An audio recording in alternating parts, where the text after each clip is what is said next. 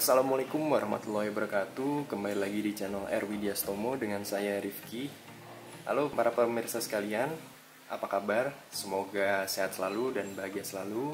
Pada kesempatan kali ini saya akan memberikan edukasi ya, atau sebuah pengetahuan bagaimana sih cara kita untuk mengetahui bahwa kapan rantai kita harus diganti dan perlu diganti.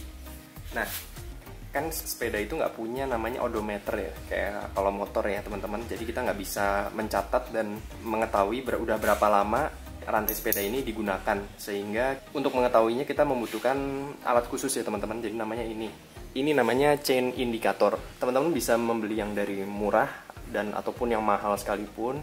Sebenarnya fungsinya sama, cuma kalau yang mahal memang build quality-nya lebih bagus dan lebih akurat ya pastinya. Ini ada beberapa metode cara mengetahui rantai kita udah perlu diganti apa enggak. Yang metode pertama kita menggunakan chain indikator ini. Nah, caranya kita masukkan ke lubang ini ke roller rantai ya teman-teman. Nah, ini kalau dia rata sama rantai, tandanya itu rantai perlu diganti teman-teman, atau udah kendor seperti ini.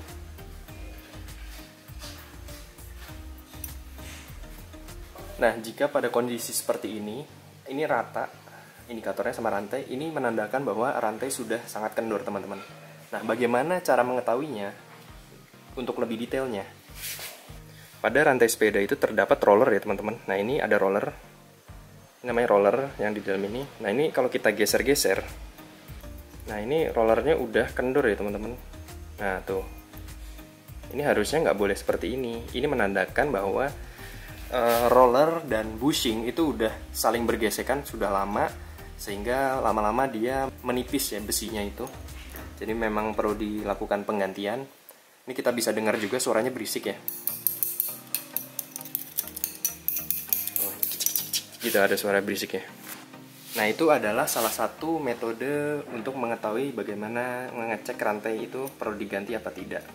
Nah, cara yang kedua, misalkan teman-teman atau para pemirsa juga tidak memiliki alat seperti ini, bisa dengan cara menariknya dari arah crank ya teman-teman, seperti ini.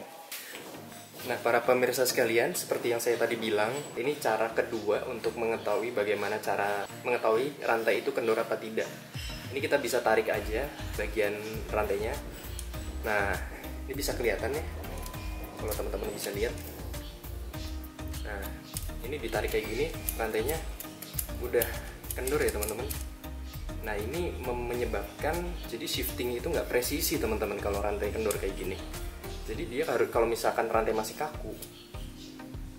kaku alias masih bagus, itu nggak mungkin nggak kayak gini. Jadi dia pasti shiftingnya itu akan bagus ya, kalau akan precise ya, bahasa Inggrisnya apa sih, presisi gitu kalau kita shifting, kalau pakai rantai yang bagus. Nah, ini nanti kita akan ganti rantainya dan kita cek apakah dengan mengganti rantai akan membuat masalah bunyi gemericik tadi dan selesai. Customer saya ini juga ngeluh kalau misalkan ditanjakan itu selalu selip teman-teman, jegret gitu. Jadi kayak rantainya itu mungkin ngangkat ya, kan karena pas di engkol gitu kan ada tenaga torsi ya teman-teman, maksudnya nggak ada tenaga.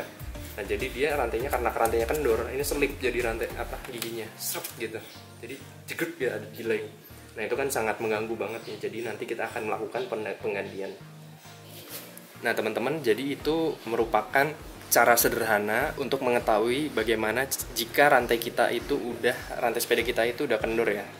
Jadi cara yang pertama tadi menggunakan chain indicator, alat khusus itu untuk mengecek rantai. Yang kedua bisa ditarik dari crank yang tadi, kita tarik, cek.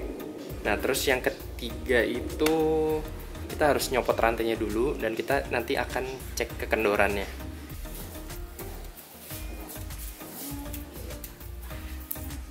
Nah, ini teman-teman bisa lihat ya, ini rantainya udah kendor tuh, seperti ini. Jadi memang sudah harus diganti, bisa kelihatan ya, renggang banget rantainya. Nah, mungkin itu adalah tips sederhana bagaimana cara untuk mengetahui rantai sepeda itu kendor.